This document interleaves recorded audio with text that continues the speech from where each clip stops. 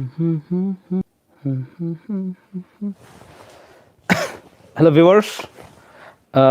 notification ama thole yam nuai viewers, everyone, welcome back to my channel. Pothaminasi Khanghminasi mayam thokpiro ngasi yam thajadana live tokjabane yam nganna aduga blog se sem nangdre hayeng budi ngamnam hona jarake mayam nga unadragadi kuire unadaba ko live se mumuk sumaina thoroga mayam unabugi tanja se hujiksi mayam sai sing chana ba timing urangmani khanje adubu tholok khram thole mayam unasi kari kari no nainaba khangminaba yaba sam khangminasi aduga aikoi sing asi thamjariba topic se apungoina ai se kanano habisigi ai Hourakpham si koi Hourakpham si tang aikoi nainaba khara watpagi kana masum lei masi hojiki matam sida ai isana ai si kadai de Hourakpano ai si karino haibisi karamna thigani habisigi ahan ba khongthang do sum aigi oi waklon khara thamjage na khanjaba tare adubu tangai padana LGM army videos hi okay LGM LGM si aiga una aina phone toroke su nangdre aigi thabak sanak si kitang yumda problem ka thoy aduna nangi monetize to grabra ori do kono do nangi video do channel do kama to wari su sanaba nangdre adu karma film leirege dum sana ai la aga budi pau pirake aduga sum kano di YouTube to show how to monetize YouTube channel hana sum thira su yadi yabane ko injection tarif na tro in haji yam no haji ma'am thokpirak pa toroge kaka ado kaka gi wari amta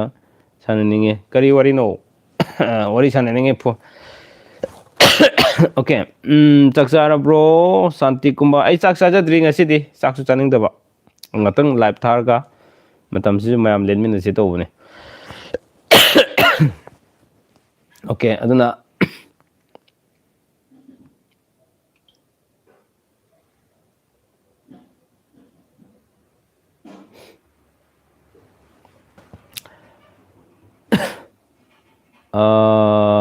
Gopal hi okay hi Gopal kaka kaida lege LGM ai yumda leye hujik ngasidi yumda lere aduga ngarang na hansi yumda pakna leibin nangdaba khai tokan personal thabaka leibina maram orga mayam like khana nambiro wari sum tawse aduga ahanbada mayam gi question sum nainaba khangmina na ba kharjam hona minasi aduga after aina hainim khrasim haijage maramdi horen yam sangna haijaga dom nate fadana haido organ horen no tholoko mi sum yoroga ko wari dum hanjin hain lei gdo man bhai tare aduna ne ai loram daida thengnare yam nuaite sarda wahengbam haubuta ngari minute ahum ngari pungkhai muk tawjaga dobane 20 minutes or 30 minutes sai muk tawjaga dobane adu haubuta ngari kaim wabi gano hangbiningba hangbiro sumna aduga tanaba yaba tana se kari tawsige aduga ingonda tawhaningba then aduga PK na tawhaningba channel sina tawhaningba kari tarogadi hena phajagani adugi mayam gi feedback suggestion ne matam khodimakta aina ngaijari base mayam na thambirak aigi sound tabibra mayam da habiro sound se duna kai gumakanda channel sina mayam gi thogal tawjarak pada sum soi kibulan kiba kya leraga so ngakminasi habasu thamjage Gopal sakjar bro ai sakja jadri ngasi diktang ngai khara so thengna cha ki baden aduga thabam chalu da soi pasam sasin ki baduna ai saksi sajadri umakanta thoksom hi okay hi umakanta aduna ai live sam toina to busun nang drawa aduna hanakti khara torokna torani ko adubu yengminase sum mayam gi leijabane mayam nang hak pothabiba nungaibiba channel si yengakanda kanaba khara phange haduna haibirakpa amadi yam nungai haibirakpa then aduga ngahtang orso nang channel si yenga koi pothajari ne ka hairakpa masini ꯑꯩꯅ ꯆꯦꯅꯦꯜꯁꯦ ꯍꯥꯡꯖꯔꯨꯕꯒꯤ ꯑꯃꯗꯤ ꯃꯌꯥꯝꯒꯤ ꯀꯔꯤꯒꯨꯝꯕ ꯈꯔ ꯇꯧꯖꯔꯨꯕꯒꯤ ꯑꯩ ꯃꯍꯩ ꯌꯥꯜꯂꯦꯅ ꯑꯩꯅ ꯈꯟꯖꯔꯤꯁꯤꯀꯣ ꯑꯗꯨꯅ topic ꯑꯁꯤꯒ ꯃꯔꯤ ꯂꯩꯅꯅ ꯑꯩꯁꯨ ꯈꯤꯇꯪ ꯂꯥꯛꯆꯔꯒꯦ ꯃꯌꯥꯝꯁꯤ ꯄꯥꯛꯅ ꯂꯥꯛꯀꯗꯧ ꯃꯥꯟꯗ꯭ꯔꯦ ꯇꯥꯏꯃꯤꯡꯁꯤꯗ ꯍꯧꯖꯤꯛ ꯂꯩꯕ ꯚꯤꯌꯨꯋꯔꯁꯤꯡꯁꯤꯗꯒꯤ ꯍꯦꯟꯅ ꯈꯔ ꯁꯨꯝ ꯂꯥꯛꯀꯅꯤ ꯑꯗꯨꯕꯨ ꯑꯩꯈꯣꯏꯁꯤ ꯑꯩꯒꯤ ꯑꯣꯏꯕ ꯃꯣꯠꯇ ꯑꯩꯅ ꯊꯝꯖꯅꯤꯡꯕꯁꯤ ꯀꯅꯥ ꯑꯃꯠꯇꯅ ꯑꯩꯈꯣꯏꯁꯤ ꯑꯩꯈꯣꯏꯒꯤ ꯄꯥꯔꯤ ꯄꯨꯔꯤꯁꯤꯡꯁꯤ ꯊꯤꯒꯠꯇꯨꯅ ꯃꯈꯣꯏꯒꯤ ꯑꯣꯏꯕ ꯑꯩꯈꯣꯏꯁꯤ ꯀꯗꯥꯏꯗ ꯂꯩꯔꯝꯃꯤ ꯑꯃꯁꯨꯡ ꯑꯩꯁꯤ ꯀꯗꯥꯏꯗꯒꯤ ꯍꯧꯔꯛꯈꯤ ꯑꯩꯒꯤ ꯕꯕꯥꯕꯨꯗꯤ ꯈꯪꯉꯤ ꯑꯩꯒꯤ ꯕꯕꯥꯒꯤ ꯄꯣꯛꯄ ꯏꯄꯥ ꯑꯩꯒꯤꯅ ꯏꯄꯨ ꯍꯥꯏꯕ ꯇꯥꯔꯦ ꯗꯦꯟ ꯑꯗꯒꯤ ꯏꯄꯨꯗꯨꯕꯨ ꯄꯣꯛꯄꯤꯔꯤꯕ ꯏꯙꯧꯗꯨꯕꯨ ꯄꯣꯛꯄꯤꯔꯤꯕꯁꯤ ꯀꯅꯥꯅꯣ ꯑꯃꯗꯤ ꯃꯁꯤ ꯍꯥꯏꯔꯤꯕꯁꯤꯡꯁꯤ ꯑꯩꯈꯣꯏ ꯈꯖꯤꯛꯇꯪ ꯈꯪꯕꯒꯤ ꯇꯉꯥꯏ ꯐꯗ꯭ꯔꯕ ꯑꯃ ꯂꯩꯔꯕ꯭ꯔꯥ ꯍꯥꯏꯁꯤꯃ ꯑꯩ ꯊꯝꯖꯒꯦ ꯃꯔꯝꯗꯤ ꯃꯁꯤꯗꯒꯤ ꯑꯍꯥꯟꯕ ꯈꯣꯡꯊꯥꯡꯗ ꯃꯁꯤ ꯇꯧꯗꯅ ꯑꯩꯈꯣꯏꯅ ꯀꯥꯜꯂꯒ ꯑꯩꯈꯣꯏꯁꯤ ꯃꯤꯇꯩꯅꯤ ꯑꯩꯈꯣꯏ ꯍꯧꯔꯛꯐꯝꯁꯤ ꯃꯤꯇꯩꯅꯤ ꯑꯗꯨꯅꯦ ꯅꯔꯨꯕ ꯀꯥꯟꯗ ꯈꯤꯇꯪ ꯃꯁꯤ ꯀꯨꯏꯅ ꯆꯠꯀꯗꯕ ꯃꯥꯟꯗꯕ ꯍꯥꯏꯇꯥꯔꯦ ꯑꯗꯨꯅ ꯃꯔꯝ ꯑꯣꯏꯔꯀꯥꯟꯗ ꯑꯩꯒꯤ ꯑꯣꯏꯕ ꯋꯥꯈꯜꯂꯣꯟꯅꯤꯀꯣ ꯁꯦ ꯁꯨꯝ ꯃꯌꯥꯝꯒꯤ ꯀꯃꯦꯟꯁꯨ ꯄꯤꯕꯤꯔꯛꯑꯣ ꯑꯩꯅ ꯉꯥꯡꯕꯁꯤ ꯉꯥꯛꯇꯅ ꯆꯨꯝꯒꯅꯤ ꯍꯥꯏꯕꯗꯤ ꯂꯩꯇꯦ ꯇꯧꯕꯗ ꯑꯩ ꯄꯥꯝꯖꯕ ꯑꯩꯅ ꯊꯝꯖꯅꯤꯡꯕ ꯈꯔꯇꯪ ꯂꯩꯕ ꯍꯥꯏꯇꯥꯔꯦ ꯑꯩꯈꯣꯏꯁꯦ ꯑꯩꯈꯣꯏꯒꯤ ꯍꯧꯔꯛꯐꯝꯁꯦ ꯀꯔꯤꯅ ꯍꯧꯔꯛꯐꯝ ꯃꯤꯟꯁ ꯍꯣꯏ ꯑꯩꯈꯣꯏ ꯑꯦꯖ ꯑꯦ ꯑꯩꯈꯣꯏ ꯃꯤꯇꯩꯅꯤ ꯕꯠ ꯇꯧꯕꯇꯕꯨ ꯑꯩꯈꯣꯏ ꯃꯤꯇꯩ ꯑꯣꯏꯔꯁꯨ ꯑꯩꯁꯤ ꯇꯣꯉꯥꯟ ꯇꯣꯉꯥꯟꯕ ꯌꯨꯝꯅꯥꯛ ꯁꯥꯒꯩ ꯀꯌꯥ ꯂꯩꯔꯤ ꯁꯤ ꯃꯔꯛꯇ ꯑꯩꯁꯨ ꯌꯨꯝꯅꯥꯛ ꯁꯥꯒꯩ ꯑꯃꯒꯤ ꯃꯅꯨꯡ ꯆꯜꯂꯒ ꯂꯩꯔꯝꯃꯦ ꯑꯗꯨꯕꯨ ꯑꯩꯒꯤ ꯂꯩꯔꯝꯃꯤꯁꯤꯗ ꯑꯩꯒꯤ ꯕꯕꯥꯁꯤꯕꯨ ꯄꯣꯛꯄꯤꯔꯝꯕꯅ ꯀꯅꯥꯅꯣ ꯑꯗꯩ ꯏꯄꯨꯗꯨꯕꯨ ꯄꯣꯛꯄꯤꯔꯝꯕꯅ ꯀꯅꯥꯅꯣ ꯗꯦꯟ ꯏꯙꯧꯗꯨꯕꯨ ꯄꯣꯛꯄꯤꯔꯝꯕꯅ ꯀꯅꯥꯅꯣ ꯁꯤꯒꯤ ꯃꯊꯪ ꯑꯗꯨꯒ ꯃꯈꯣꯏꯁꯤꯡꯁꯤꯅ ꯀꯔꯝꯕ ꯖꯒꯥꯗ ꯂꯩꯔꯝꯕ ꯀꯗꯥꯏꯗ ꯂꯩꯔꯝꯕ ꯁꯤꯗꯅ ꯀꯔꯝꯕ ꯃꯇꯝꯗꯒꯤ ꯑꯩꯈꯣꯏꯁꯤ ꯂꯥꯛꯈꯤꯕ ꯍꯥꯏꯕꯁꯤꯒꯤ ꯈꯖꯤꯛꯇꯪ ꯑꯩꯈꯣꯏ ꯏꯁꯥꯅ ꯅꯩꯅꯕ ꯃꯇꯝꯗ ꯑꯩꯈꯣꯏꯁꯤ ꯃꯆꯤꯟ ꯃꯅꯥꯎ ꯈꯪꯉꯝꯗꯕ ꯀꯌా ꯈꯪꯅꯔꯛꯄ ꯅꯨꯡꯁꯤꯅꯕꯒꯤ ꯂꯝꯕꯤ ꯑꯃꯗꯤ ꯁꯨꯝ ꯑꯩꯈꯣꯏ ꯏꯆꯤꯟ ꯏꯅꯥꯎ ꯃꯌꯥꯝꯁꯤ ꯐꯪꯕ ꯉꯝꯒꯗ꯭ꯔꯥ ꯍꯥꯏꯕꯁꯤꯒꯤ ꯑꯆꯦꯠꯄ ꯊꯥꯖꯕ ꯑꯃꯗꯤ ꯂꯩꯖꯩ ꯍꯥꯏꯇꯥꯔꯦ ꯃꯁꯤ ꯃꯌꯥꯝꯒꯤ ꯋꯥꯈꯜꯂꯣꯟꯁꯨ ꯐꯣꯡꯗꯣꯛꯄꯤꯔꯣ ꯁꯨꯝ ꯑꯩꯅ ꯊꯝꯖꯅꯤꯡꯕꯗꯤ ꯁꯤꯅꯤꯀꯣ ꯑꯗꯨꯅ ꯑꯩꯈꯣꯏꯁꯦ ꯇꯣꯄꯤꯛꯀꯤ ꯃꯇꯨꯡ ꯏꯟꯅꯁꯨ ꯂꯥꯏꯚ ꯁꯥꯟꯇꯤ ꯀꯨꯃꯥꯔ ꯁꯥꯎꯟ ꯑꯗꯨꯝ ꯇꯥꯏ thank you so much for your response ꯉꯥꯟꯊꯣꯏ ꯀꯣꯟꯖꯦꯡꯕꯝ ꯍꯥꯏ ꯀꯀꯥ ꯍꯧꯒꯦ ꯍꯥꯏ ꯉꯥꯟꯊꯣꯏ ꯑꯗꯨꯅ ꯁꯨꯝ ꯃꯌꯥꯝ ꯊꯣꯛꯄꯤꯔꯛꯑꯣ ꯑꯗ ꯃꯌꯥꯝ ꯍꯪꯕꯤꯔꯛꯑꯣ ꯀꯣꯏꯁꯟ ꯀꯔꯤ ꯅꯩꯅꯁꯤꯒꯦ ꯗꯦꯟ ꯋꯥꯠ ꯑꯦꯚꯔ ꯑꯩꯅ ꯍꯥꯟꯅ ꯊꯥꯒꯠꯆꯈꯤꯕ ꯇꯣꯄꯤꯛꯁꯤꯡꯒꯤꯗꯒꯤ ꯁꯨꯝ ꯈꯟꯒꯠꯂꯀꯥꯟꯗ ꯍꯪꯕꯤꯔꯛꯑꯁꯨ ꯌꯥꯏꯀꯣ ꯑꯗꯨꯒ ꯅꯨꯃꯤꯗꯥꯡ ꯈꯨꯝꯕ ꯌꯥꯕ ꯌꯥꯗꯕꯁꯨ ꯂꯩ ꯑꯗꯨ ꯌꯥꯕ ꯃꯈꯩꯗꯤ ꯈꯨꯝꯖꯔꯛꯀꯦ ꯃꯌꯥꯝ ꯍꯪꯐꯝ ꯊꯣꯛꯄꯗꯤ ꯁꯨم ꯍꯪꯕꯤꯔꯛꯑꯣ ꯑꯗꯨꯒ ꯁꯨꯝ ꯅꯩꯅꯁꯤ ꯑꯩꯁꯨ ꯃꯔꯛ ꯊꯟꯅ ꯁꯨꯝ ꯑꯩꯅ ꯍꯥꯏꯅꯤꯡꯕꯁꯤ ꯁꯨꯝ ꯍꯥꯏꯖꯔꯛꯀꯦ ꯍꯥꯏꯇꯥꯔꯦꯀꯣ ꯑꯗꯨ ꯂꯥꯏꯚꯁꯤ ꯇꯧꯊꯣꯛꯇꯅ ꯇꯧꯔꯛꯄꯅꯤꯅ ꯑꯖꯤꯠ ꯁꯤꯡ ꯆꯥꯛ ꯆꯥꯔꯕ ꯑꯩ ꯆꯥꯛ ꯆꯥꯖꯗ꯭ꯔꯤ ꯈꯤꯇꯪꯁꯨ ꯉꯜꯂꯤ ꯍꯥꯏꯕ ꯀꯔꯤ ꯑꯣꯏ ꯆꯥꯛꯁꯨ ꯈꯔ ꯆꯥꯅꯤꯡꯕ ꯐꯥꯎꯗꯕ ꯑꯗꯨꯅ ꯂꯥꯏꯚꯁꯤ ꯉꯥꯏꯍꯥꯛ ꯇꯧꯔꯝꯃꯒ ꯁꯨꯝ ꯆꯥꯛ ꯆꯥꯕ ꯌꯥꯏ ꯑꯗꯨꯒ ꯁꯨꯝ ꯑꯩ ꯍꯌꯦꯡꯒꯤ ꯕ꯭ꯂꯣꯛꯁꯨ ꯍꯌꯦꯡꯁꯨ ꯊꯕꯛ ꯈꯔ ꯆꯤꯟꯒꯅꯤ ꯑꯗꯨꯅ ꯑꯩ ꯉꯁꯤ ꯕ꯭ꯂꯣꯛ ꯁꯦꯝꯕ ꯉꯝꯅꯕ ꯍꯣꯠꯅꯗꯣꯏꯅꯦ ꯅꯨꯃꯤꯗꯥꯡꯁꯤꯗ ꯔꯦꯀꯣꯔꯠꯀ ꯀꯩꯒ ꯇꯧꯔꯒ ꯉꯔꯥꯡ ꯅꯍꯥꯟ ꯊꯝꯖꯈꯤꯕ ꯅꯨꯄꯥ ꯃꯈꯜ 3 ꯗꯦꯟ ꯑꯗꯒꯤ ꯅꯨꯄꯤ ꯃꯈꯜ 3 ꯍꯥꯏꯔꯤꯕꯁꯤꯡꯗꯨꯒꯤ ꯃꯇꯥꯡꯗ ꯁꯨꯝ ꯈꯔ ꯊꯝꯖꯈ꯭ꯔꯦꯀꯣ ꯑꯗꯨꯕꯨ ꯊꯝꯈ꯭ꯔꯤꯕꯁꯤꯡꯁꯤꯗ ꯃꯄꯨꯡ ꯑꯣꯏꯅ ꯑꯃꯨꯛ ꯃꯈꯣꯏꯁꯤꯡꯁꯤꯅ ꯄꯣꯛꯂꯛꯄ ꯃꯆꯥꯁꯤꯡꯅ ꯀꯔꯝꯕ ꯃꯈꯜꯒꯤ ꯃꯆꯥꯁꯤꯡ ꯑꯣꯏꯒꯅꯤ ꯍꯥꯏꯕꯗꯨꯁꯨ ꯑꯩ ꯉꯁꯤ ꯊꯝꯖꯒꯦ ꯇꯧꯔꯝꯕꯅꯤ ꯅꯪꯗ꯭ꯔꯦ ꯑꯗꯨꯕꯨ ꯍꯌꯦꯡꯁꯤ ꯊꯕꯛ ꯑꯃꯨꯛꯀ ꯍꯦꯟꯅ ꯆꯤꯟꯕꯅꯤꯅ ꯉꯁꯤꯁꯤ ꯑꯍꯤꯡ ꯊꯦꯡꯉꯁꯨ ꯊꯦꯡꯅ ꯔꯦꯀꯣꯔꯠ ꯂꯧꯕ ꯌꯥꯕ꯭ꯔꯥ ꯌꯦꯡꯒꯦ ꯑꯗꯨꯒ ꯑꯩ ꯊꯝꯖꯅꯕ ꯍꯣꯠꯅꯖꯔꯛꯀꯦ ꯃꯌꯥꯝꯒꯤꯗꯃꯛꯇꯀꯣ ꯃꯌꯥꯝꯅꯁꯨ ꯈꯧꯔꯥꯡꯅ ꯉꯥꯏꯕꯤꯔꯤꯕꯗꯣ ꯑꯣꯀꯦ ꯑꯩ ꯀꯃꯦꯟ ꯑꯃ ꯂꯧꯈꯠꯆꯔꯛꯀꯦ ꯉꯥꯟꯊꯣꯏ ꯀꯣꯟꯖꯦꯡꯕꯝꯒꯤ ꯀꯃꯦꯟ ꯑꯃ ꯂꯥꯛꯑꯦ ꯉꯥꯟꯊꯣꯏꯅ ꯍꯪꯕꯤꯔꯛꯏꯕꯁꯤ ꯀꯀꯥ ꯁꯟꯗꯦꯒ ꯁꯇꯔꯗꯦꯒꯁꯦ ꯄꯛꯅꯕ꯭ꯔꯥ ꯍꯥꯏꯕꯅꯦꯀꯣ ꯉꯥꯟꯊꯣꯏ ꯁꯟꯗꯦꯒ ꯁꯇꯔꯗꯦꯒ ꯍꯥꯏꯕ ꯃꯇꯝꯗ ꯑꯩꯅ ꯍꯥꯏꯗꯣꯏꯁꯦ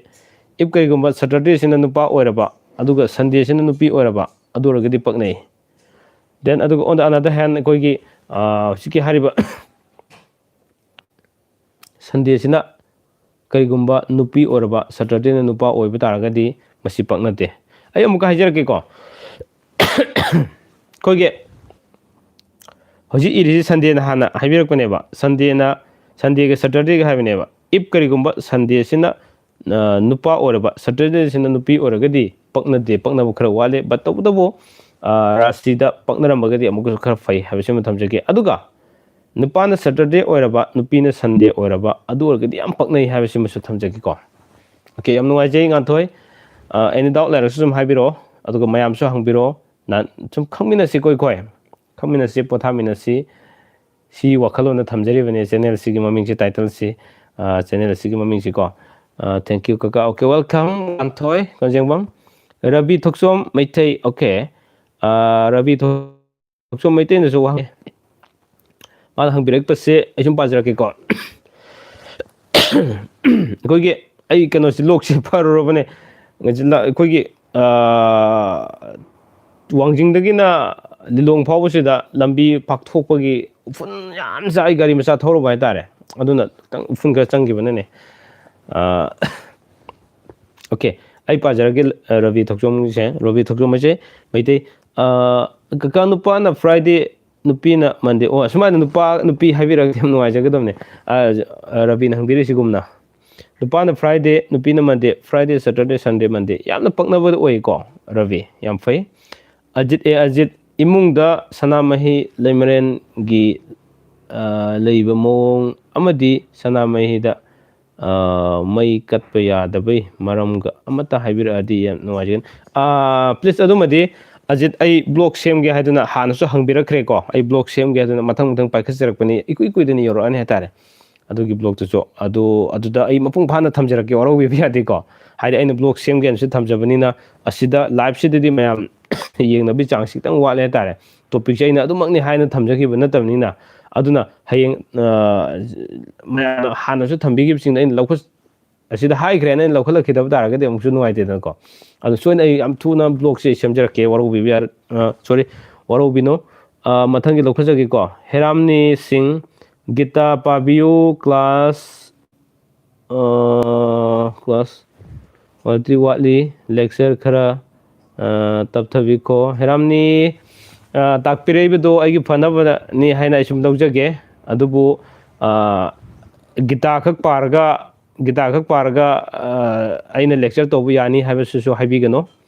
लाइक वाटलौरिबा लाइसिंग पाबियो अइना हाइबा तारगदि याम नुवाइजगनी गीता से पारगा हेक्ता अइना मयामना ताकपा यारनी हाइबसुमक्सो अइ हायनिंगदे अदुना गीता सु पागदबने इवन बाइबल सु पागदबने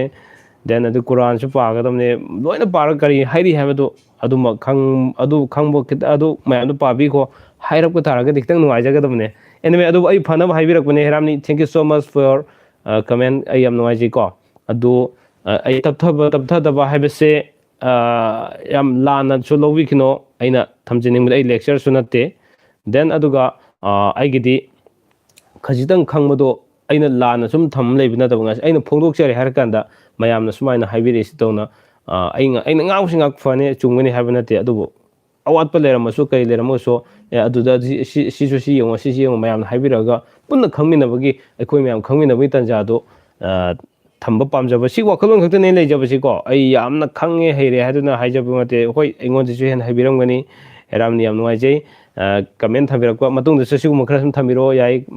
पिबिरो पोरेटोन okay thank you so much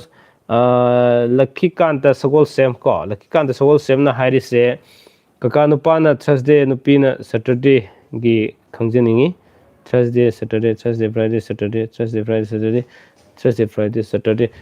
खाबै ताई खितंग फबदि वाले अदु राशि पक्नरमगदि याम फनी को थोय शर्मा अइसु अमता हंगजगे नुपाना ट्यूसडे नुपीना थर्सडे ट्यूसडे वेडनेसडे थर्सडे थोयगी सिसो थोयगी थोय शर्मा गिसो कनो ताई खोयगी खाबै ताई सिसु राशि पक्नद्रगदि खितंग लेबिदु नुवाइरोय राशि पक्नरमगदि फगनी को उसम संजीत कुमार नुपाना ट्यूसडे धनु नुपीना Saturday Tuesday Wednesday Thursday Friday Saturday Usham Sanjit Kumar गिसी खितंग पक्नदबसि ओइको पक्नदबदि सिंगे सिमा हाइजगे राशि गिसिदि अइ हुजिक येंगेररोयगे अंगानबदि येंजगे राशि पक्नरगसो खितंग फबु ओइदबा हाइदु ओइ राशि जि पक्नरमद्रगदि अमुक हेन फतबु ओइगनिको दिंग होंबम नुपाना इराय अदुगा नुपीना थांजा करी अकायबा लेगे नुपाना इराय नुपीना थांजा याम फै जाने चफुई वान ताई याम फै अंजू देवी कका नुपागी वेडनेसडे नुपीना फ्राइडे वेडनेसडे थर्सडे फ्राइडे सिसु खाबै ताई राशि पक्नबा दरकार ले नुपाना कन्या नुपीना कुंभा सिदी थोय शर्मा ओरोबे ब्याते अइगी WhatsApp ता हंगबिरो को राशि मखै सिंगसिते राशि मखै WhatsApp ता हंगबिरो WhatsApp ता सुम अइ हाइजरागे ओके लक्कीकांत सगोल सेम नुपाना करकट अदुगा नुपीना तुला लक्कीकांत सोय हाइजगे हेक कनोगी हंगदे हंगबिरो अदुबो अइ सिदगी कमेंट होजिक्ति अइ अंगानबदा सुम अइ लोइन पिजरके WhatsApp ता हंगबिरखिब तारगदि अइना ओपन तौदना थमगा हयेंग अइना येंगमदायदा ꯃꯌꯥꯝꯅ ꯍꯥꯏꯔꯝꯗꯥꯏꯗ ꯃꯌꯥꯝꯗ ꯄꯥꯎꯈꯨꯝ ꯄꯤꯔꯝꯗꯥꯏꯗ ꯑꯩꯅ ꯑꯣꯄꯟ ꯇꯧꯔꯀꯥꯟꯗ ꯁꯨꯝ ꯌꯦꯡꯉꯒ ꯍꯥꯏꯖꯔꯛꯄ ꯐꯩꯀꯣ ꯑꯗꯨꯒꯤꯗꯃꯛꯇꯅꯦ ꯔꯥశꯤꯒꯤ ꯃꯈꯩꯗꯤ ꯋꯥꯔꯧꯕꯤꯕ ꯌꯥꯗꯦ ꯃꯌꯥꯝ ꯑꯗꯨꯒ ꯅꯨꯃꯤꯠꯀꯤ ꯃꯈꯩꯗꯤ ꯁꯨꯝ ꯍꯥꯏꯖꯔꯛꯀꯦ ꯋꯥꯍꯦꯡꯕꯝ ꯃꯉꯥꯜ ꯂꯨꯋꯥꯡ ꯀꯣ ꯀꯀꯥ ꯅꯨꯄꯤꯅ ꯇꯨꯏꯁꯗꯦ ꯅꯨꯄꯥꯅ Wednesday Tuesday Wednesday Tuesday Wednesday ꯅꯨꯄꯤꯅ ꯇꯨꯏꯁꯗꯦ ꯅꯨꯄꯥꯅ ꯋꯦꯅꯁꯗꯦ ꯈꯥꯕꯩ ꯇꯥꯏ ꯁꯤꯁꯨ ꯈꯤꯇꯪ ꯐꯕ ꯑꯣꯏꯗꯦ ꯔꯥꯁꯤ ꯄꯛꯅꯕ ꯗꯔꯀꯥꯔ ꯂꯩ ꯔꯟꯖꯤꯇꯥ ꯌꯨꯝꯅꯥꯝ ꯅꯨꯄꯥꯅ ꯁꯟꯗꯦ ꯃꯀꯔ ꯅꯨꯄꯤꯅ ꯇꯨꯏꯁꯗꯦ ꯁꯟꯗꯦ ꯃꯟꯗे ꯇꯨꯏꯁꯗꯦ ꯉꯁꯤꯗꯤ ꯈꯥꯕꯩ ꯇꯥꯕ ꯌꯥꯝ ꯊꯣꯛꯄꯤꯔꯛꯑꯦ ꯑꯗꯨꯒ ꯔꯥꯁꯤꯁꯤꯗꯤ ꯍꯌꯦꯡ ꯊꯥꯕꯤꯔꯛꯑꯣ ꯑꯩꯒꯤ ꯋꯥꯆꯞ ꯅꯝꯕꯔꯗ ꯀꯨꯃꯥꯔ ꯀꯀꯥ ꯅꯨꯄꯥꯅ ꯃꯟꯗꯦ ꯅꯨꯄꯤꯅ ꯐ꯭ꯔꯥꯏꯗꯦ ꯃꯟꯗꯦ ꯇꯨꯏꯁꯗꯦ ꯋꯦꯅꯁꯗꯦ ꯊꯔꯁꯗꯦ ꯐ꯭ꯔꯥꯏꯗꯦ ꯁꯤꯁꯨ ꯄꯛꯅꯗꯕ ꯆꯤꯡꯉꯤꯀꯣ ꯀꯨꯃꯥꯔꯖꯤꯀꯤꯁꯤꯁꯨ ꯑꯣꯀꯦ ꯑꯗꯨꯅ ꯃꯌꯥꯝ ꯀꯃꯦꯟ ꯁꯨꯝ ꯊꯥꯕꯤꯔꯛꯑꯣ ꯌꯥꯏ ꯑꯩ ꯁꯨꯝ ꯉꯥꯏꯖꯒꯦ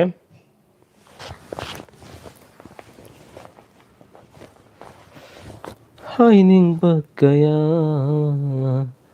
ꯍꯥꯏꯖꯕ ꯉꯝꯗꯦ ꯏꯆꯤꯟꯁꯤꯅ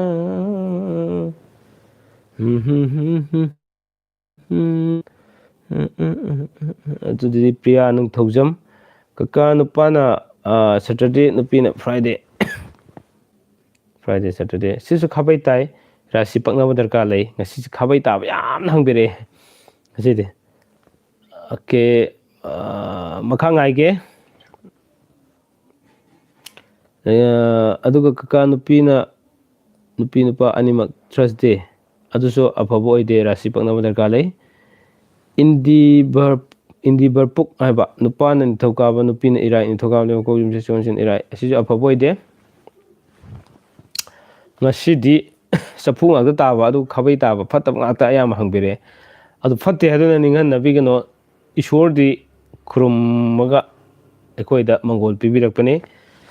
ꯑꯗꯨꯒ ꯃꯤꯗꯇꯅꯤ ꯈꯨꯔꯨꯝꯕ ꯌꯥꯅꯗ꯭ꯔꯤꯁꯤ ꯍꯧꯖꯤꯛ ꯃꯇꯝꯁꯤ ꯁꯤ ꯊꯝꯖꯒꯦꯀꯣ ꯍꯥꯏꯕꯗꯤ ꯑꯩꯅ ꯏꯁꯣꯔ ꯈꯨꯔꯨꯝꯕꯤꯌꯨ ꯈꯣꯠꯂꯣ ꯍꯥꯏꯕ ꯋꯥ ꯅꯠꯇꯦꯗ ꯁꯨꯝ ꯊꯥꯖꯕ ꯈꯔ ꯁꯨꯝ ꯊꯝꯕꯤꯌꯣ ꯑꯗꯨꯒ ꯁꯤꯃ ꯈꯪꯗꯣꯛ ꯇꯥꯔꯒꯗꯤ ꯇꯧꯕ ꯌꯥꯕ ꯀꯔꯤ ꯂꯩ ꯑꯩꯈꯣꯏꯁꯦ ꯑꯅꯗꯔ ꯋꯦ ꯀꯔꯤ ꯇꯧꯅꯤ ꯍꯥꯏꯕꯁꯨ ꯁꯨꯝ ꯑꯩꯈꯣꯏ ꯗꯔꯀꯥꯔ ꯂꯩꯅꯤ ꯁꯤꯒꯤꯅꯦ ꯑꯩꯅ ꯊꯝꯖꯅꯤꯡꯉꯤꯗꯤꯀꯣ ꯍꯨꯏꯔꯦꯝ ꯑꯅꯟꯅ ꯍꯥꯏꯕ ꯅꯨꯄꯥꯅ ꯋꯦꯅꯁꯗꯦ ꯑꯗꯨꯒ ꯅꯨꯄꯤꯅ ꯊꯔꯁꯗꯦ ꯋꯦꯅꯁꯗꯦ ꯊꯔꯁꯗꯦ ꯌꯥꯝ ꯐꯩ ꯌꯥꯝ ꯄꯛꯅꯩ ꯁꯤꯃꯗꯤ ꯌꯥꯝ ꯄꯛꯅꯩ ꯍꯨꯏꯔꯦꯝ ꯑꯅꯅꯥꯒꯤꯁꯦ ꯑꯣꯀꯦ ꯇꯔꯦꯠ ꯃꯈꯥꯏ ꯇꯥꯔ ꯃꯥꯜꯂꯦ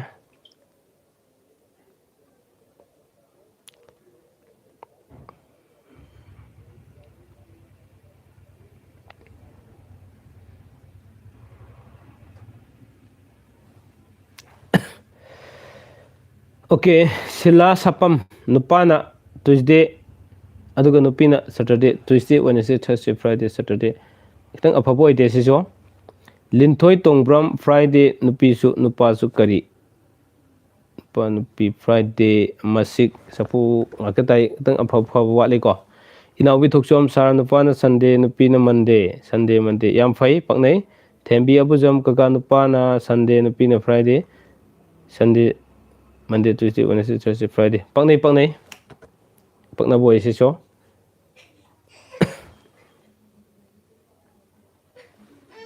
ꯑꯗꯒꯤ ꯌꯥꯏꯐꯕꯤ ꯁꯒꯣꯜꯁꯦꯝ ꯀꯀꯥ ꯅꯨꯄꯤꯅ ꯁꯦꯇꯔꯗꯦ ꯅꯨꯄꯥꯅ ꯁꯟꯗꯦ ꯁꯦꯇꯔꯗꯦ ꯈꯥꯕꯩ ꯇꯥꯏ ꯔꯥꯁꯤ ꯄꯛꯅꯕ ꯗꯔꯀꯥꯔ ꯂꯩ ꯅꯥꯎꯕꯤ ꯑꯉꯥꯡ ꯑꯝꯇ ꯇꯧꯒꯦꯔꯥ ꯃꯤꯅꯤꯠ ꯑꯝꯇ ꯉꯥꯏꯕꯤꯌꯨꯀꯣ ꯏꯆꯥ ꯅꯤꯄꯥ ꯑꯇꯣꯝꯕꯁꯦ ꯍꯧꯔꯦ ꯇꯨꯝꯃꯝꯕꯅꯦ ꯑꯣꯀꯦ ꯑꯩ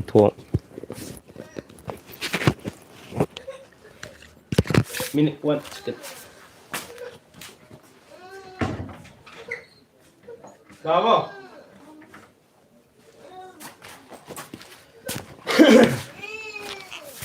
Thôi thôi.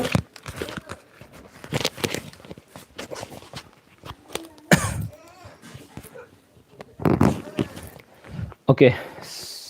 Sorry for that. Probably ꯌꯥꯗꯦ. ꯃꯊꯪ ꯑꯩꯁꯨ ꯄꯥꯖꯔꯛꯀꯦꯀꯣ. ꯆꯥꯅꯤꯄꯥ ꯀꯞꯄꯁꯤꯗ ꯉꯥꯛꯇꯪ ꯂꯩꯕ ꯉꯝꯗꯕ ꯍꯥꯏꯇꯥꯔꯦ. ꯆꯥꯅꯤꯄꯥ ꯑꯇꯣꯝꯕꯗꯣ. ꯅꯤꯡꯊꯧꯖꯝ ꯁꯣꯃꯣꯔꯖꯤꯠ ꯂꯩꯔꯦ. ꯅꯨꯄꯥꯁꯨ ꯏꯔꯥꯏ ꯅꯨꯄꯤꯁꯨ ꯏꯔꯥꯏ ꯐꯠꯇꯦ. ꯂꯤꯟꯊꯣꯏ ꯇꯣꯡꯕ꯭ꯔꯝ ꯐ꯭ꯔꯥꯏꯗꯦ ꯅꯨꯄꯥꯁꯨ ꯑꯐꯕ ꯑꯣꯏꯗꯦ. Inobi nupana Sunday nupina Monday Sunday afaba oi Thembi abujam kaka nupana Sunday nupina Friday nupana Sunday sije fai yai phabi sagol sem ko kaka nupina Saturday nupana Sunday Saturday Sunday asibu dei pa kramane ko okay amok haijera ke do Saturday rasi pangnam darka lei yai phabi ke se Toi Sharma nupa su Thursday nupi su Thursday mapok numit manaba fatte Ajit hanglaroi adudi anirak hangjababu kumbirakte ajiki se ai kummeda ajiki comment se ai mathakta pajaki bane ajit oro bibi ade kanodi rasi gi dutabo ai heng whatsapp da hangbiro an hajabane ko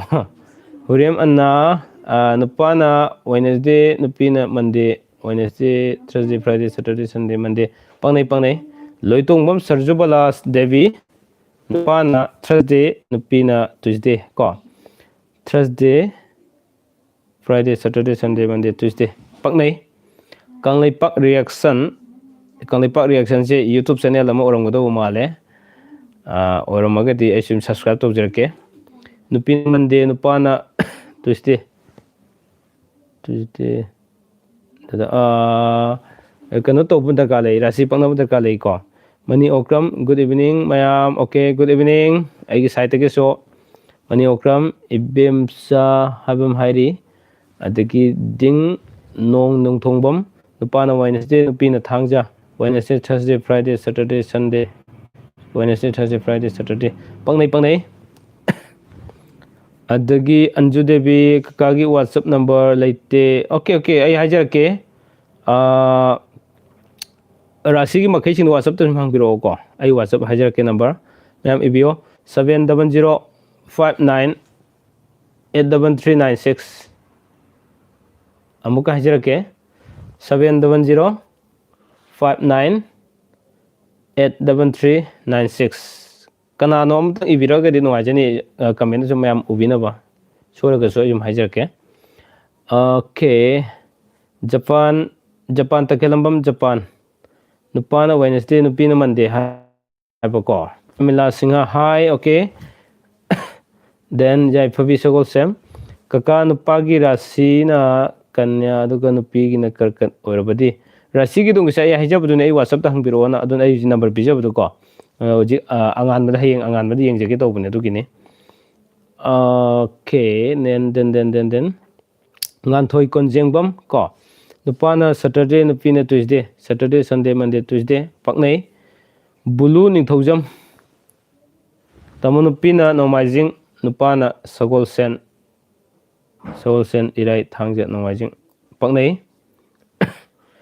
adagi inawi thoksom sar amukka nupa su Monday nupi su Monday mapok numit manaba fatte oinam ibemsa mani okay ming kong nabor mane ibemsa si ori pase odi mani ga nisai hangbirak pado yam ngaje okay then aduga Said Islam okay thank you linthoi tongbram na ibirak le mayam aigi number si ai check to jeki ko 700598339 sume mayam linthoi tongbram na ibire bise thank you so much linthoi mayam da mamata na khangan biba yam ngaje somdadi aina keno du ibi yatra bhai tare du nane then aduga Naubi Singtham ko Naubi Singtham sir aigi hai khrabado haibirakte oinam ibim chagi se ai comment amadi ujagre mani hena ko ma adu mathaki ai thengna jade adu nene amuk dang thabiro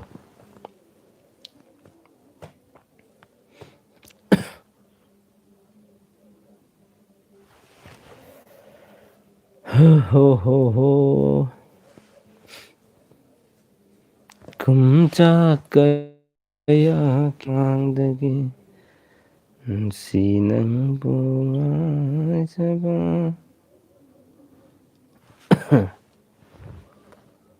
okay ma'am comment please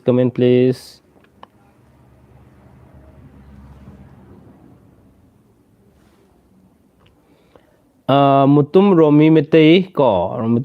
na hambire se ojagi se kari matang gino ꯑꯩꯈꯣꯏꯒꯤ ꯍꯧꯔꯛꯐꯝ ꯏꯄꯥ ꯏꯄꯨꯁꯤꯡꯒꯤ ꯈꯤꯇꯪ ꯈꯪꯃꯤꯟꯅꯍꯧꯕꯒꯤ ꯇꯥꯟꯖꯥꯗꯨ ꯅꯤꯡꯁꯤꯡꯖꯕꯒꯤ ꯈꯛꯀꯤꯅꯦꯗ ꯑꯩ ꯑꯇꯩ ꯑꯇꯩ ꯇꯣꯄꯤꯛꯀꯤ ꯑꯣꯏꯅ ꯌꯥꯝ ꯀꯟꯅ ꯊꯣꯏꯅ ꯊꯝꯖꯗꯦ ꯑꯩꯈꯣꯏꯒꯤ ꯍꯧꯔꯛꯐꯝꯁꯦ ꯑꯩꯈꯣꯏꯒꯤ ꯕꯕꯥꯕꯨ ꯄꯣꯛꯄꯤꯔꯤꯕ ꯏꯄꯨꯗꯨ ꯄꯣꯛꯄꯤꯔꯤꯕ ꯏꯙꯧꯕꯨ ꯄꯣꯛꯄꯤꯔꯝꯕꯁꯤ ꯑꯗꯨꯒꯤ ꯃꯊꯪ ꯀꯩꯅꯣꯁꯤ ꯑꯩꯈꯣꯏꯁꯤ ꯀꯗꯥꯏꯗ ꯍꯧꯔꯛꯄꯅꯣ ꯈꯤꯇꯪ ꯏꯁꯥꯅ ꯂꯝꯕꯤ ꯑꯃꯃꯝꯗ ꯑꯩꯈꯣꯏ ꯊꯤꯃꯤꯟꯅꯁꯦ ꯍꯥꯏꯕ ꯈꯛꯀꯤꯅꯦ ꯑꯗꯨꯒꯤ ꯅꯤꯡꯁꯤꯡꯖꯕ ꯍꯥꯏꯇꯥꯔꯦ ꯃꯅꯤ ꯑꯣꯀ꯭ꯔꯝ ꯀꯀꯥ ꯑꯩ ꯀꯃꯦꯟ ꯎꯕꯤꯗ꯭ꯔꯕꯣ ꯃꯅꯤ ꯑꯣꯀ꯭ꯔꯝꯒꯤ ꯀꯃꯦꯟꯁꯦ ꯑꯩꯉꯣꯟꯗ ꯌꯧꯁꯤꯜꯂꯛꯇꯕ ꯑꯗꯨꯅꯅꯦ ꯑꯃꯨꯛꯇꯪꯒ ꯊꯥꯕꯤꯔꯛꯑꯣ ꯊꯥꯖ ꯍꯧꯕꯤꯖꯝ ꯁꯥꯔ ꯅꯥꯕ ꯐꯖꯅ ꯐꯔꯕꯣ ꯍꯣꯏ ꯐꯔꯦ ꯊꯥꯖ ꯕꯨꯂꯨ ꯅꯤꯡꯊꯧꯖꯝ ꯇꯥꯃꯣ ꯍꯝꯇꯥꯒꯤ ꯍꯥꯏꯕꯤꯔꯛꯑꯣ ꯅꯨꯄꯤꯅ ꯅꯣꯡꯃꯥꯏꯖꯤꯡ ꯅꯨꯄꯥꯅ ꯁꯒꯣꯜꯁꯦꯟ ꯏꯔꯥꯏ ꯊꯥꯡꯖ ꯅꯣꯡꯃꯥꯏꯖꯤꯡ ꯄꯛꯅꯩ ꯁꯨꯔꯣꯖꯤꯅꯤ ꯆꯤꯡꯉꯥ ꯃꯦꯁꯦꯖ ꯀꯛꯄꯤꯈ꯭ꯔꯦ ꯑꯣꯏꯅꯥꯝ ꯏꯕꯦꯝꯍꯟꯒꯤ ꯃꯦꯁꯦꯖ ꯑꯃ ꯂꯥꯛꯑꯦ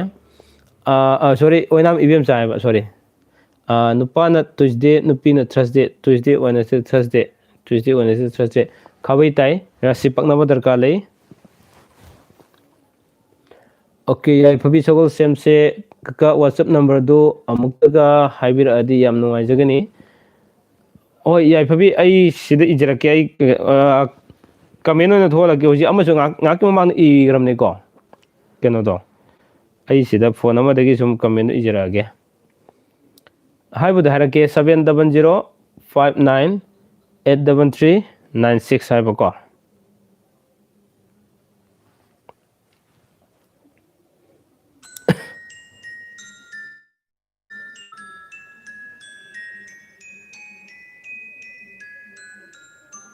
ꯉꯥꯏꯈꯣ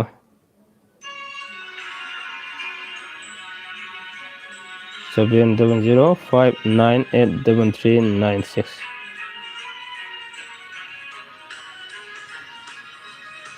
ꯈꯪꯃꯤꯟꯅꯁꯤ ꯑꯩꯈꯣꯏ ꯆꯦꯅꯦꯜ ꯍꯥꯏꯅ ꯍꯧꯖꯤꯛ ꯀꯃꯦꯟ ꯑꯃ ꯂꯥꯛꯏꯁꯤ ꯃꯌꯥꯝ ꯌꯦꯡꯕꯤꯌꯣ ꯎꯕꯤꯔꯝꯒꯅꯤꯀꯣ ꯁꯤꯒꯤ ꯈꯪꯃꯤꯟꯅꯁꯤ ꯑꯩꯈꯣꯏ ꯆꯦꯅꯦꯜ ꯍꯥꯏꯕꯁꯤꯗ ꯃꯄꯨꯡ ꯑꯣꯏꯅ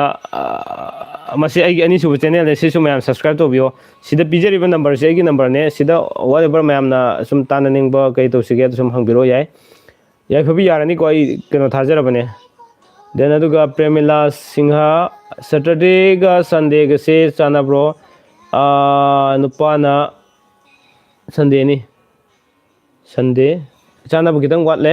ꯅꯨꯄꯥꯅ ꯁꯦꯇꯔꯗꯦ ꯑꯣꯏꯔꯒꯗꯤ ꯐꯩ ꯅꯥꯎꯕꯤ ꯆꯤꯡꯊꯥꯝ ꯅꯨꯄꯥꯅ ꯀꯩꯅ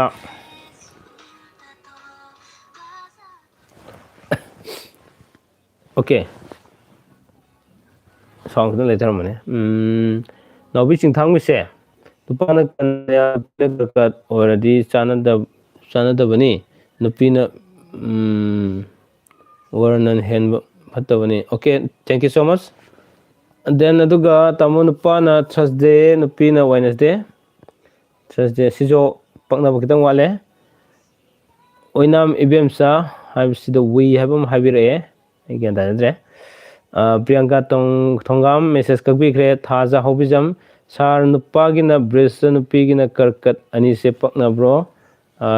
ꯀꯩꯅꯣꯗ ꯋꯥꯆꯞꯇ ꯂꯥꯛꯄꯤꯌꯣ ꯑꯩꯒꯤ ꯋꯥꯆꯞ ꯅꯝꯕꯔꯁꯤꯗ ꯃꯈꯥꯗ ꯍꯧꯖꯤꯛ ꯄꯤꯖꯔꯤꯕ ꯈꯪꯃꯤꯟꯅꯁꯤ ꯑꯩꯈꯣꯏ ꯆꯦꯅꯦꯜꯁꯦ ꯁꯤꯁꯦ ꯑꯩꯒꯤ ꯌꯨꯇꯨꯕ ꯑꯅꯤꯁꯨꯕ ꯆꯦꯅꯦꯜꯅꯦ ꯁꯤꯗ ꯃꯌꯥꯝ ꯁꯕꯁꯀ꯭ꯔꯥꯏꯕꯁꯨ ꯇꯧꯕꯤꯔꯣ ꯁꯤꯗꯁꯨ ꯄꯤꯀꯦꯗ ꯊꯥꯒꯠꯄ ꯉꯝꯍꯧꯗꯕꯁꯤꯡ ꯁꯣꯝꯗ ꯊꯥꯒꯠꯆꯔꯛꯀꯅꯤ ꯄꯤꯀꯦꯗ ꯃꯌꯥꯝꯅ ꯌꯦꯡꯕꯤꯍꯧꯗꯕꯗꯨꯁꯨ ꯑꯗꯨꯝ ꯈꯪꯃꯤꯟꯅꯁꯤꯗꯁꯨ ꯎꯕ ꯐꯪꯖꯅꯕ ꯁꯨꯝ ꯑꯩ ꯁꯤꯟꯖꯔꯛꯏ ꯑꯗꯨꯒ ꯐꯕ ꯑꯣꯏꯗꯦ ꯑꯣꯀꯦ ꯑꯗꯨꯒ ꯖꯤꯖꯤꯃꯥ ꯀꯥꯡꯉꯨꯖꯝ ꯍꯥꯏꯕꯅꯤ ꯅꯨꯄꯥꯅ ꯐ꯭ꯔꯥꯏꯗꯦ ꯅꯨꯄꯤꯅ ꯋꯦꯅꯁꯗꯦ ꯅꯨꯄꯥꯅ ꯐ꯭ꯔꯥꯏꯗꯦ ꯅꯨꯄꯤꯅ ꯋꯦꯅꯁꯗꯦ ꯐ꯭ꯔꯥꯏꯗꯦ ꯁꯦꯇꯔꯗꯦ ꯁꯟꯗꯦ ꯃꯟꯗꯦ ꯇ꯭ꯌꯨꯁꯗꯦ ꯋꯦꯅꯁꯗꯦ ꯐꯩ ꯄꯛꯅꯩ ꯄ꯭ꯔꯦꯃꯤꯂꯥ ꯁꯤꯡꯍ ꯀꯀꯥ ꯑꯩꯒꯤ ꯍꯥꯏꯕꯤꯔꯛꯇꯦ ꯑꯃꯨꯛꯀ ꯏꯕꯤꯔꯛꯑꯣ ꯃꯅꯤ ꯑꯣꯀ꯭ꯔꯝ ꯀꯀꯥ ꯅꯨꯄꯥꯅ ꯊꯔꯁꯗꯦ ꯅꯨꯄꯤꯅ ꯐ꯭ꯔꯥꯏꯗꯦ ꯐ꯭ꯔꯥꯏꯗꯦ ꯌꯥꯝ ꯄꯛꯅꯩ ꯑꯗꯨꯗꯤꯀꯣ ꯑꯐꯕ ꯑꯣꯏ ꯃꯅꯤ ꯑꯗꯨꯒ ꯂꯤꯟꯊꯣꯏꯉꯝꯕꯤ ꯑꯣꯏꯅꯥꯝ ꯅꯨꯄꯥꯅ ꯇꯨꯏꯁꯗꯦ ꯅꯨꯄꯤꯅ ꯐ꯭ꯔꯥꯏꯗꯦ ꯑꯝꯇ ꯍꯥꯏꯕꯤꯔꯛꯑꯣ ꯅꯨꯄꯥꯅ ꯇꯨꯏꯁꯗꯦ ꯅꯨꯄꯤꯅ ꯐ꯭ꯔꯥꯏꯗꯦ ꯍꯥꯏꯕꯀோ Tuesday Friday Tuesday Wednesday Thursday Friday ꯄꯛꯅꯩ Priyanka ꯊꯣꯡꯒꯥꯝ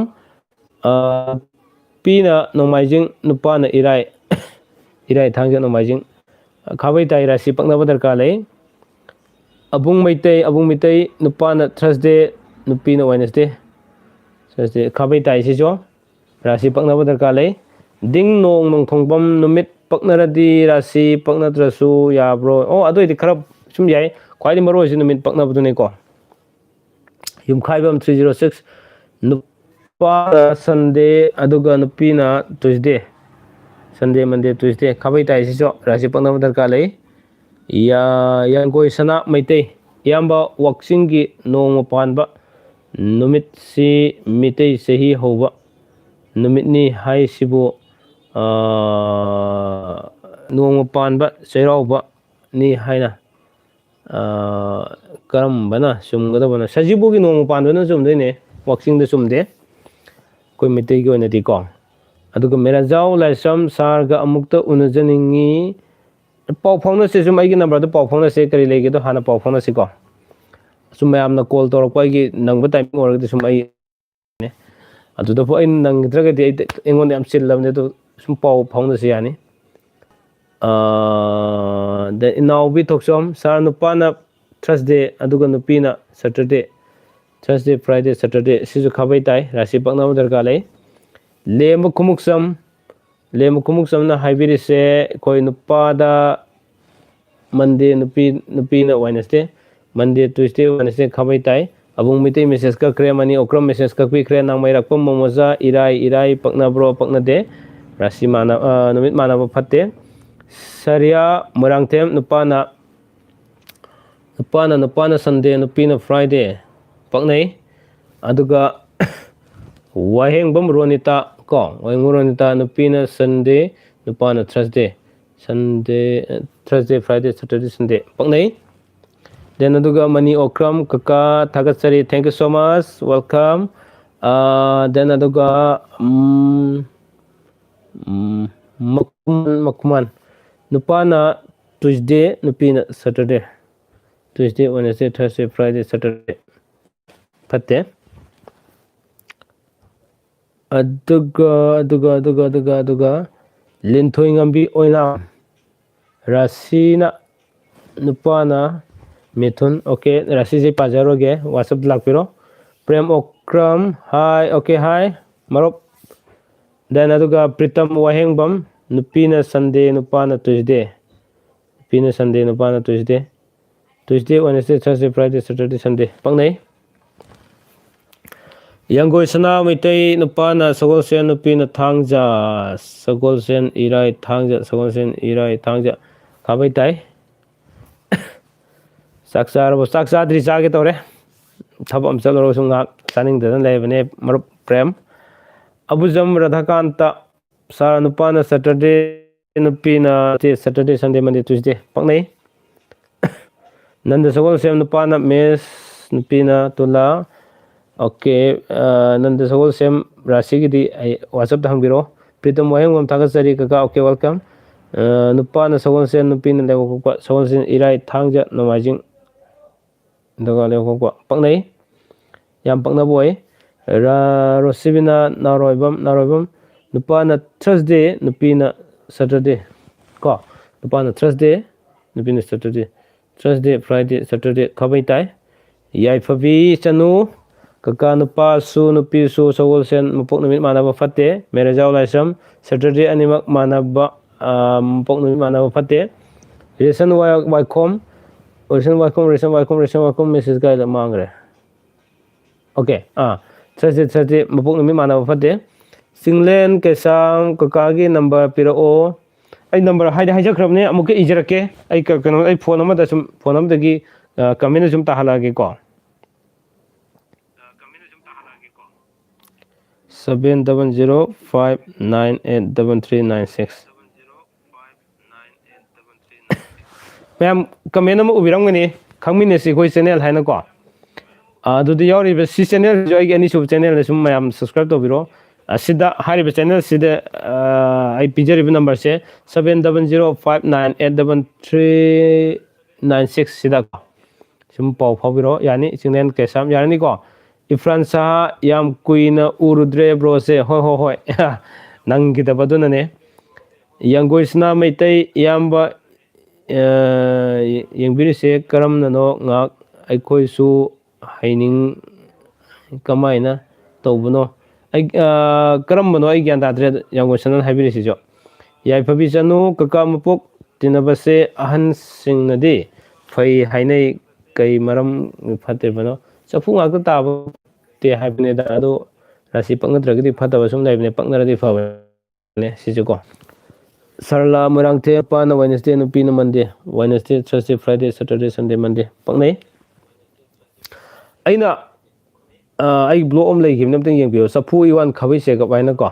adu yeng do bab da berani sai hang birak podo yang ko sana hang birak podo ko okay then kai okra Saria murang them nupa na Wednesday nupi na Monday Wednesday Thursday Friday Saturday Sunday Monday paknai then puni nongmai them ko puni nongmai them nupa na Tuesday nupi na Sunday Tuesday Wednesday Thursday Friday Saturday Sunday paknai rasidi hajar roge Dilip Yungkhaibam nupa na Sunday nupi na Wednesday paknai adagi ibe ayma devi mapuk numit manabasi japu ngakta ta nina mukhai naduna imung chanti oidabani okay so me adone ina haibin waidabagi ne pritam wahengbam kaka kenumta hangji ye manabadi fatisi kaigino ye manabji machi manau singe adugi ne charon suron da khoigi ningba thungdaba yam leibani ko yai phabi chanu nupa na Sunday nupi na yumse keja phai paknai Resma MK nupa na Sunday nupi na Monday paknai Paugdam Khol nupa na Thursday nupi na Tuesday Thursday Friday Saturday Sunday Monday Tuesday paknai hanak de pakna ba yam la inaw mangang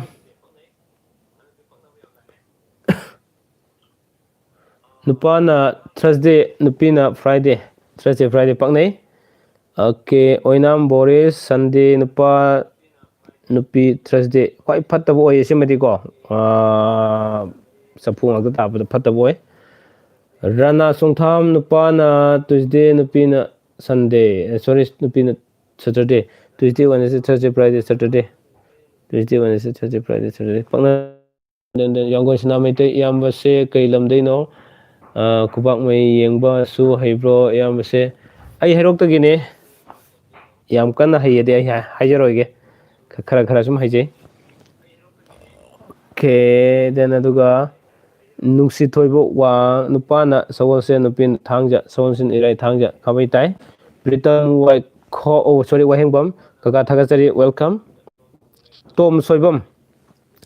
nupina Thursday nupa na Tuesday pakna bro habio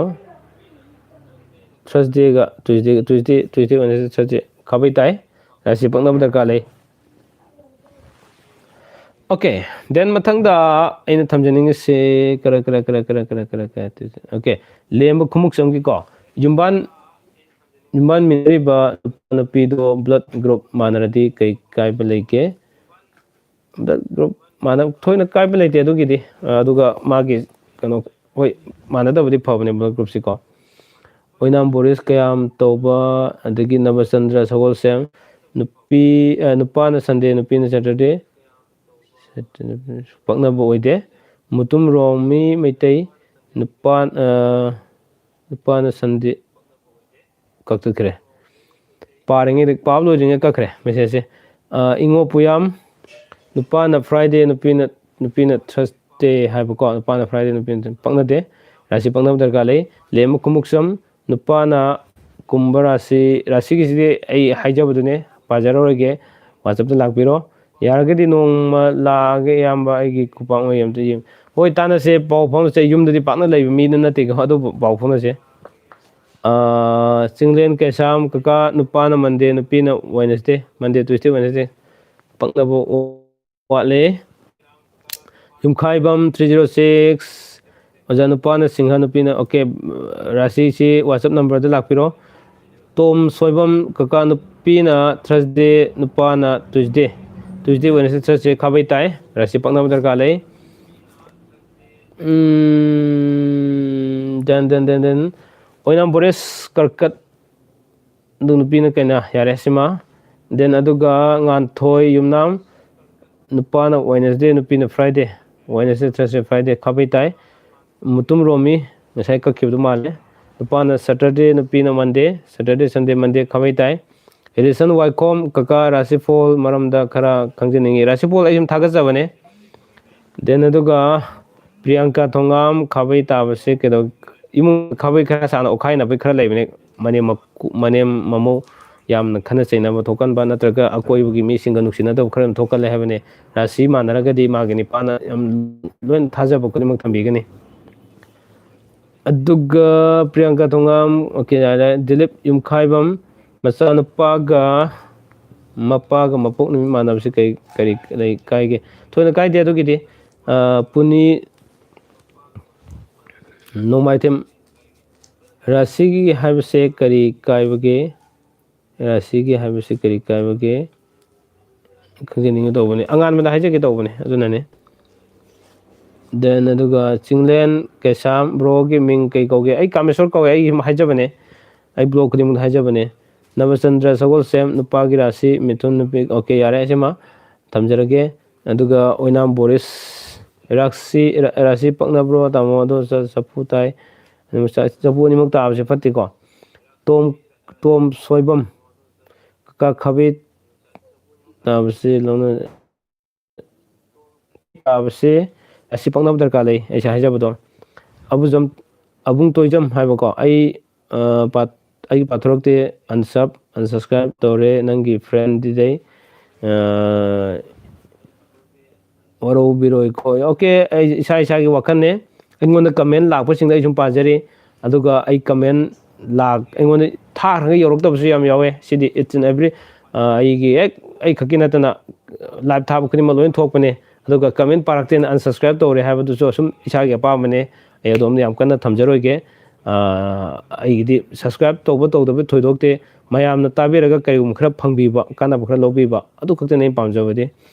subscribe to the comment I hiring the San Parisai Wakane, Tambiri Cham Noise, Mapung Pan Berise, in Obi Toxom Saranga Sigi, Si Mapok Namitki Su, Hibirakuya, Mapuk Namiking Side Hajari. Salamon Bonupina Wednesday, Pana Saturday, Sunday, Monday, Tuesday, Wednesday, Pagna day, Rasism the Hibir over, okay. Rasigi Paknaba Paknadaba Kayabu Ekoida Kangan Bibuki Damak Sarbo Haninga Letten Tagasari. Thank you so much, Oinam Ibemcha. Yamnuaje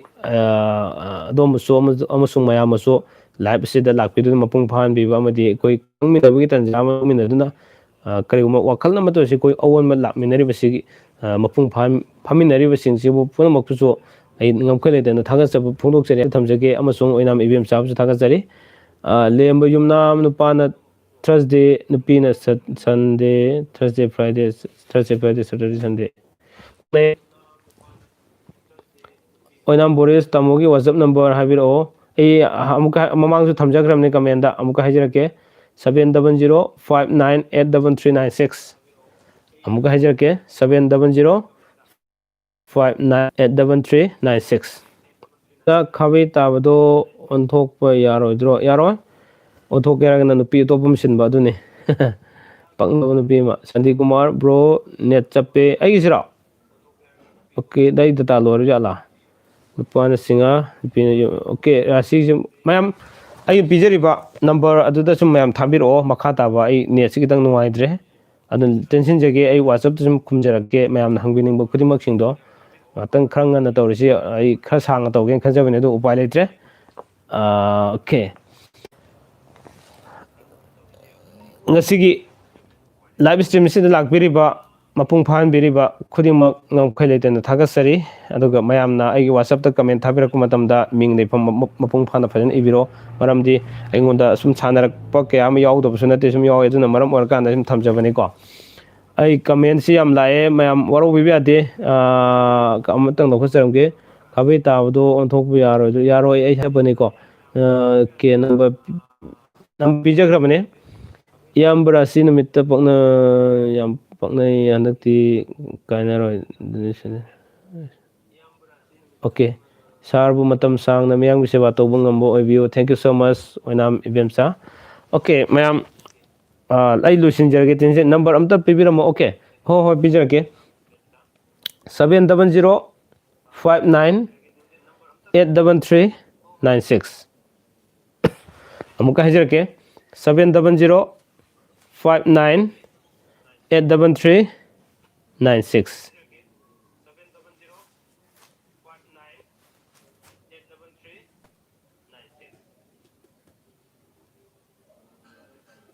Okay, mayam ngisai lakpiramaga chatpikiba amasung hauda lakpiriba then aduga hawbadagi loibho leibiriba loinana ngasigi live stream asi upload tawjaraakanda horen kona matung tarakpada mapung phana yengbigadaba khodimakpo channel asigi maikaidagi ngapkhaleden thagasari ngasigi live stream sibu mapung phanbiba ai matung tarakpadasu yam toina live tawbu ngamnabi honajari sim tawnabasu honajarke aduna mayamna mapung phanbiba khodimakpo thagasari ai kanosi kidang yadabam yawre aduna losinjagi matang saida orobiba yade puno ngam khaile den thagasari ko aduga mayam loraga so like share kharaga to biro ai thagasari ba singse video krim aduga sum mayamna tana se khoi khurim tana se ai loina ma khangmana te ai khangma kitang kitang like da pajaraga share to jaba khakini aduna mayam tana se koina engone hena khangbiram ba neina biram yawraso aingon so khara khangan biyo ai chu aina khangjaba khara sum share to jage ai khoi khurim khangminaraga afaba lambi am lon chakmina se wa famje thamjage. Okay, ma'am, mang parase. Good night, everyone. Mayeng su may lak na mo na jage. Puno magpo. Hat na thaga sa phone. Thank you so much. Good night.